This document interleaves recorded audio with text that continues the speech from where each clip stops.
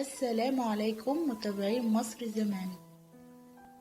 منذ ما يقرب من 95 سنة مضت، تحديدا في عام 1925 حصلت العاصمة المصرية القاهرة على وسام أجمل وأنظف مدينة في حوض البحر المتوسط وأوروبا، حتى إن تجميل مدينة لندن وباريس كانوا يفتخرون إنها أصبحت راقية ونظيفة مثل القاهرة.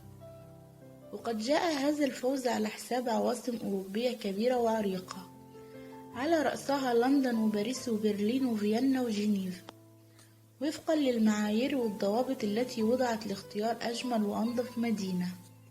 تم اختيار القاهرة، وقد استند هذا الاختيار إلى توافر بعض المعايير والشروط، والتي كان من أهمها طبقا لتقرير الاختيار نظافة الشوارع، والتي كان يتم غسلها كل ليلة بالماء والصابون، كما إنها كانت مرصوفة وتنتشر على جوانبها بلعات المياه الجيدة، وأرصفة تتسع للسائرين ليل ونهار، وإضاءة مريحة، وأشجار بأنواعها تسر الناظرين.